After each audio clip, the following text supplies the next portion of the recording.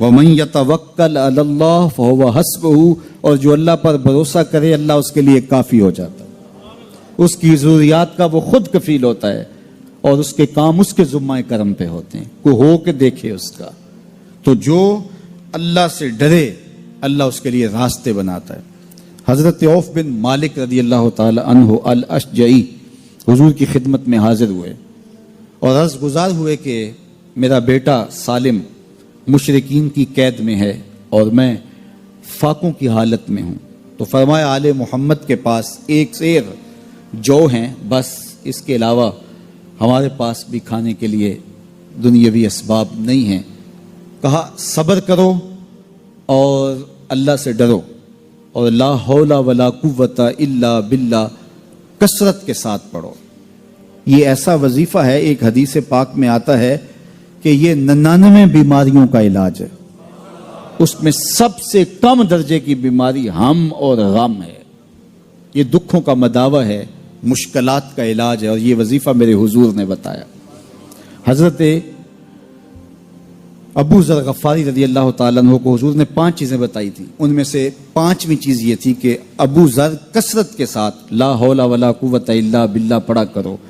فرمایا عرش الہی کے نیچے ایک خاص خزانہ ہے، یہ وظیفہ وہاں سے آیا ہے، یہ زندگی میں معمول بنا لو، جب پھنس جاؤ مشکلات میں آ جاؤ تو لا حول ولا قوت الا باللہ پڑھو، اللہ راستے کھولے گا۔ تو حضور نے 3 چیزیں فرمائی، اللہ سے ڈرو، صبر کرو، اور کثرت کے ساتھ لا حول ولا قوت الا باللہ پڑھو۔ وہ فرماتے ہیں کہ میں یہ عمل شروع کیا، ابھی گھر میں بیٹھا ہی تھا کہ دروازے پہ دستک ہوئی، تو میں اٹھا کہ دروازہ کھولوں دیکھوں کہ کون ہے، تو دروازہ کھولا، دیکھا میرا بیٹا کھڑا ہے اور اس کے پیچھے 100 اونٹ کھڑے ہیں۔ تو میں نے کہا کہ تم اور یہ اونٹ؟ کہا مجھے موقع لگ گیا، میں ان کی قید سے بھاگ آیا اور آتے آتے ان کے 100 اونٹ بھی ہانک لایا ہوں۔ وَيَرْزُقْهُ مِنْ حَيْثُ لَا يَحْتَسِبُ، وہ تمہیں وہاں سے رزق دے گا جہاں سے تمہیں گمان بھی نہیں، اس کے ہو کے تو دیکھو۔ اللہ اکبر، اللہ کے ہو جاؤ تو پھر وہ تمہاری ضرورتوں کا کفیل ہو جائے گا۔ فرمایا حضرت عبداللہ ابن مسعود رضی اللہ تعالیٰ عنہ نے کہ کسی شخص کو فقر و فاقہ آ جائے تو وہ لوگوں کو بتائے کہ میں آج کل بڑے مشکل حالات میں ہوں، ہر وقت لوگوں کو بتاتا رہے تو اس کی مشکل بڑھے گی، اس کی مشکلیں آسان نہیں ہوں گی اس طرح۔ اور اگر وہ اپنی اس مشکل کو کسی سے شیئر نہ کرے بلکہ مصلی بچھا کے اپنے رب سے کہے کہ مالک فقر و فاقہ آ گیا ہے اور اس کا علاج تیرے پاس ہے، اس مرض کا مداوع تیرے پاس ہے۔ تو حضرت عبداللہ ابن مسعود فرماتے ہیں کہ رسول کریم نے فرمایا جلد یا بدیر اللہ اس کو مالا مال فرما دے گا۔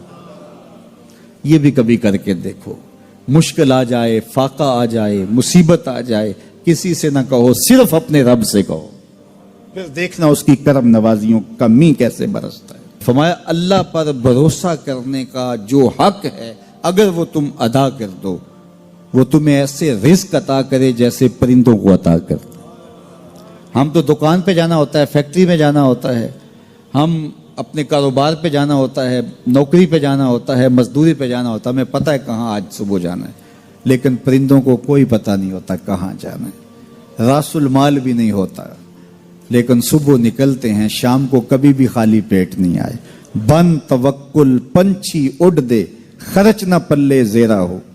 گھر سے خالی پیٹ نکلتے ہیں، جب واپس آتے ہیں تو پیٹ بھرے ہوئے ہوتے ہیں، اور پھر جو ان کی ضرورت ہوتی ہے اللہ وہ ساری ضرورتیں پوری کرتا ہے، جو ضرورت ان کی ہوتی ہے۔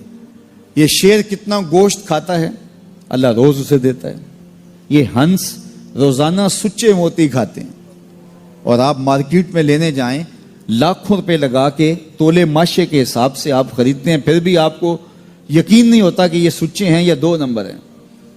اور ہنس دنیا پہ کروڑوں جانور پائے جاتے ہیں، روز کھاتے ہیں، صبح بھی، شام بھی، دوپہر بھی، پیٹ بھر کے کھاتے ہیں، اللہ روز انہیں عطا کر۔ کہا اس پہ بھروسہ تو کر کے دیکھو، وہ تمہاری ضرورتوں کا کفیل ہوگا، اس پہ بھروسہ کرو گے وہ تمہیں وہاں سے دے گا جہاں تجھے گمان بھی نہیں ہوگا۔ ارشاد فرمایا جو اللہ سے ڈرے اللہ اس کے لیے راستے کھول دیتا ہے، اور اللہ اس کو وہاں سے دیتا ہے جہاں سے اسے گمان بھی نہیں ہوتا۔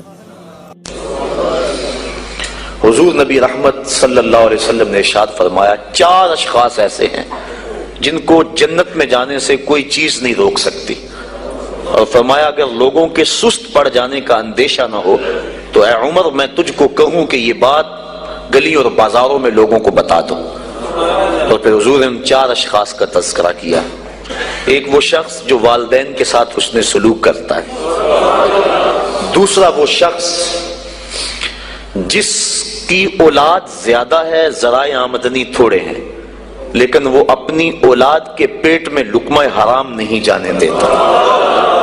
جب ذرائع آمدنی زیادہ ہوں اور پھر حرام سے بچنا یہ بھی بہت بڑی سعادت ہے، لیکن جب ذرائع آمدنی بھی تھوڑے ہوں اور اولاد بھی زیادہ ہو تو پھر حرام سے بچنا یہ بڑا مشکل اور آزمائش کا مرحلہ ہوتا ہے۔ تو جو اس موقع میں رزق حرام سے بچا، قیامت کے دن حضور کے فرمان کے مطابق جنت میں جانے سے اسے کوئی شے نہیں روک سکتا۔ اور ہم صحابہ کی زندگیاں دیکھتے ہیں، فجر کی نماز ہوتی ہے، ایک صحابی جلدی سے اٹھ کے چلے جاتے ہیں۔ ایک دن آقا کریم نے پوچھا کہ ابو درداء کیا بات ہے؟ تو حضرت ابو درداء نے عرض کی حضور آپ جانتے ہیں آج کل مدینے میں کھجوریں پکنے کا موسم ہے اور سحری کے وقت ٹھنڈی ہوائیں مدینے کی سرزمین کو سلام کرنے بھی آتی۔ میرے ہمسائے کے صحن میں ایک اونچا لمبا درخت ہے کھجور کا جس کا جھکاؤ میرے گھر کی سمت ہے، اور جب ہوا چلتی ہے تو اس سے کھجوریں ٹوٹ کے میرے ویڑے میں گر پڑتی ہیں۔ میں جلدی جلدی اس لیے چلا جاتا ہوں کہ بچوں کے اٹھنے سے قبل وہ کھجوریں اٹھا کے ان کے گھر میں پھینک دو، کہیں ایسا نہ ہو کہ میرا بچہ کوئی کھجور اٹھا کے اپنے منہ میں ڈال لے۔ یہ صحابہ کا مزاج۔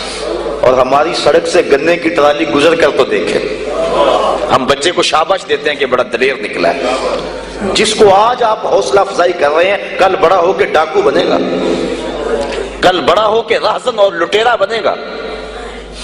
اولاد کی تربیت کے باب میں یہ بات ہے کہ اگر وہ گناہ کا ارتکاب بچپن میں بھی کرتے ہیں تو ان کی وہاں حوصلہ شکنی کی جائے تاکہ ان کے دل میں گناہ سے نفرت پیدا ہو جائے۔ تو حضرت ابو درداء نے عرض کی حضور میں اس لیے جلدی چلا جاتا ہوں کہ ہمسائے کے گھر سے جو کھجور کا درخت ہماری سمت جھکا ہوا ہے اس کی کھجوریں جو گرتی ہیں میں ان کو اٹھا کے ان کے صحن میں پھینک دوں تاکہ کہ میرا بچہ وہ کھجور اپنے اندر نہ لے لے۔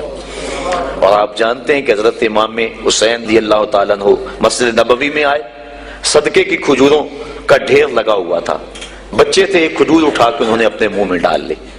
تو آقا کریم صلی اللہ علیہ وسلم تیزی سے آگے بڑھے اور ان کے حلق میں انگلی ڈال کر حضور نے کہا کہ اس کو نکالو باہر اور اندر سے کھجور باہر نکلوا دیں۔ میں اور آپ اپنے رزق پر اگر غور کر لیں اور اپنے رزق کی حلت کا سامان کر لیں تو عبادت کی لذت نصیب ہو جائے۔ تیسرا وہ شخص کہ جس نے ایسی سچی توبہ کی کہ دوبارہ گناہ کی طرف جانا اتنا مشکل ہے جس طرح تھن سے نکلا ہوا دودھ دوبارہ اندر نہیں جا سکتا۔ اور چوتھی وہ عورت جس نے اپنی ساری محبتیں اپنے خامد پہ نچھاور کر دی اور اس حال میں مری کہ اس کا خامد اس پہ راضی تھا، اس کو جنت میں جانے سے کوئی چیز نہیں روک